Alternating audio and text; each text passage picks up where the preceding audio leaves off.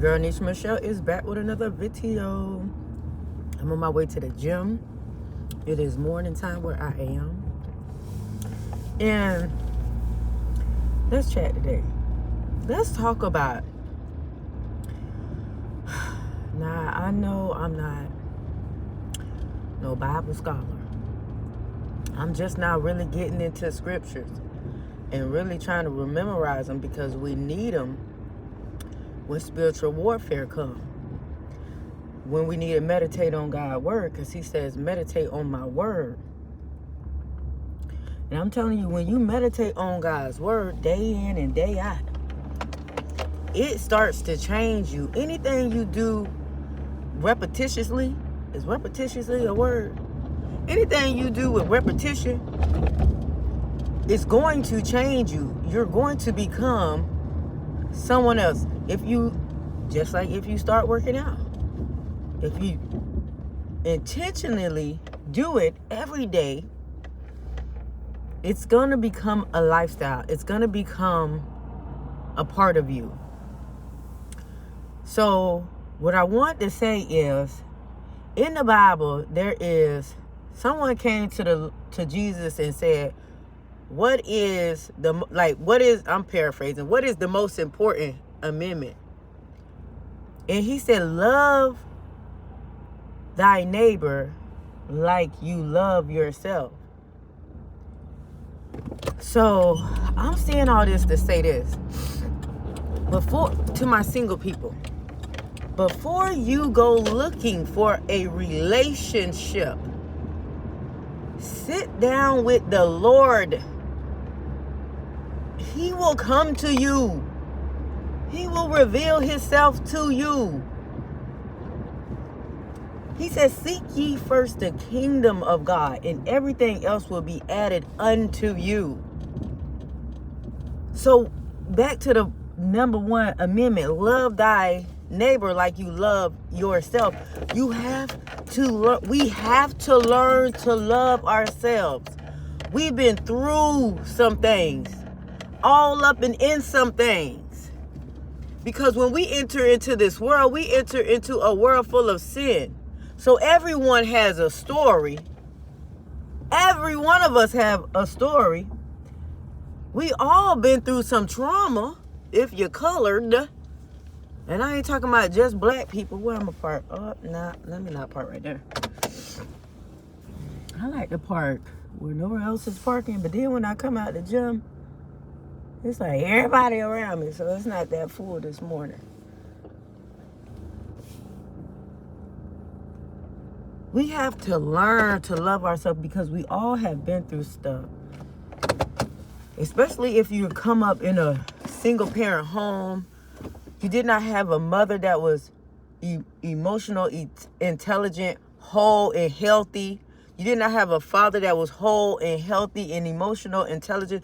You did not have that. You did not see that growing up. I did not see that growing up. So I had to experience life. Let me tell you something. When you missing a father figure in your life, it's like going out into the world.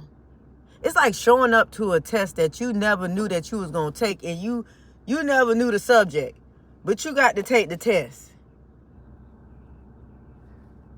It's like that. In life, will continuously give you experiences until you pass the test.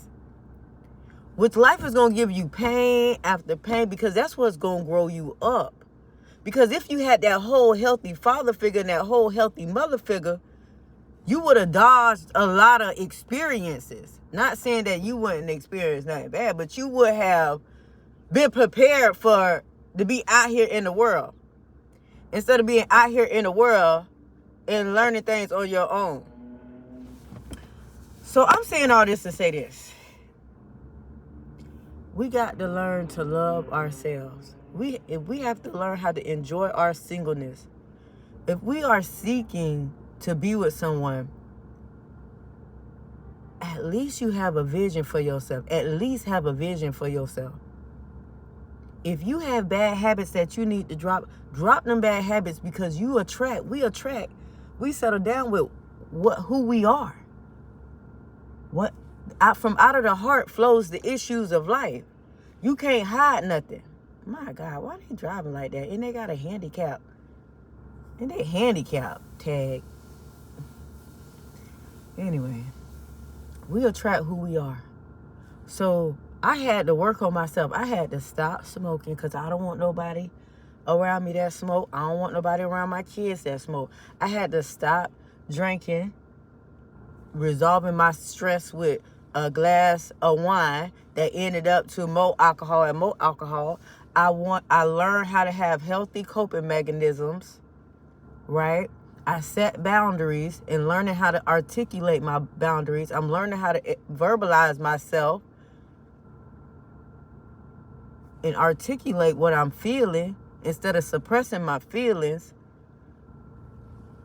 You're learning how to have faith and walk by faith and not by sight. Like, the work has to be done.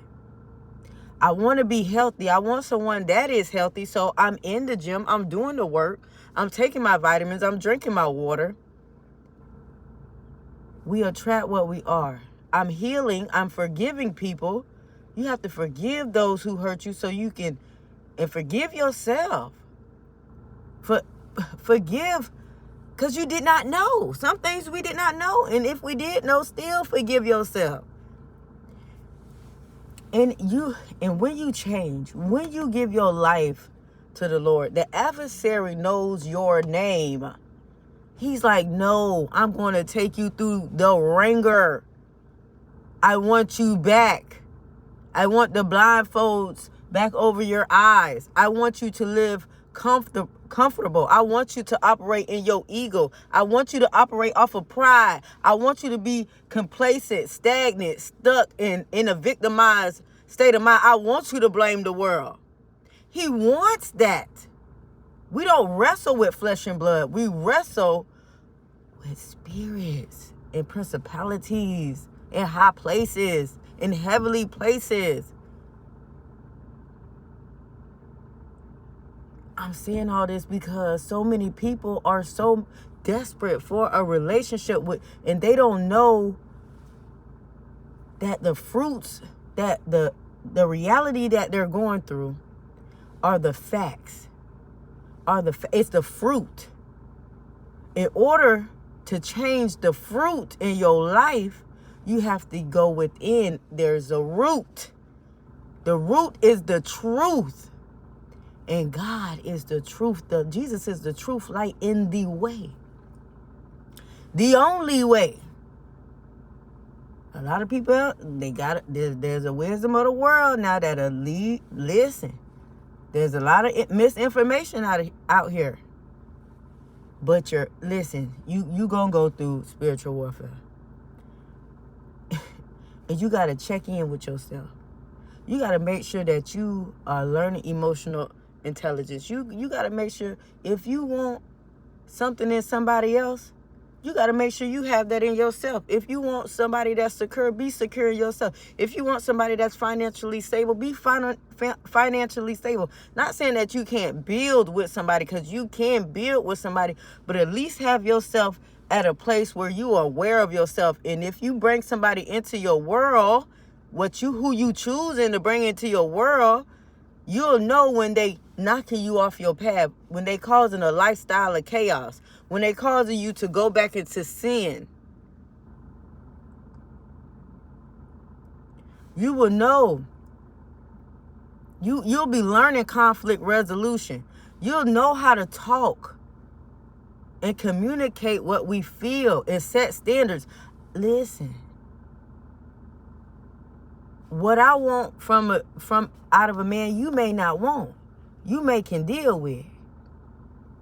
But from my past relationships, I have already experienced somebody that smoked all day and constantly smoked all day. Never sober-minded. I want somebody that is sober-minded, that can make decisions. Someone that knows the vision, someone that can see. And you can tell by where a person Who they friends? Is they friends hanging out on the corner drinking? Is they always in the house? What are they reading? Do they even read? Do the man have authority? How do he handle authority? How do he talk to his mother and his sisters and the other females? How is his temperament? You can tell all of this once you start doing the work within yourself. It'll become so easy. You'll be like, nope. No, thank you. Have a good day. Because you love yourself enough to let someone go. You got to when you ready to be in a relationship, you got to love yourself enough to let someone go if they are not doing the work. If they is not on the same path as you, you got to be comfortable with letting them go. And now I'm not saying drag them on, let them go and still mess around with them. So, you got to love yourself first before you go to open doors to someone else. Because that's one of the most important commandments. If I don't love myself, how can I love my kids? If I don't love myself, how can I love my friends? If I don't love myself, how can I love a significant other? You have to learn how to love yourself. And I'm learning. And it's not easy. It's not easy, but it's possible. Because anything through Christ is possible. Anything with Christ is possible.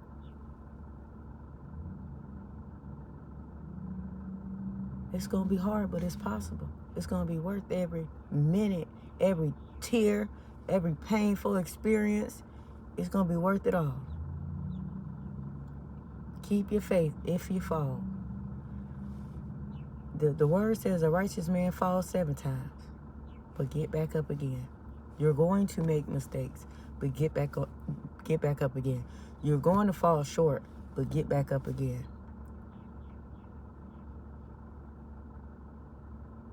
Because the adversary job is to take you out.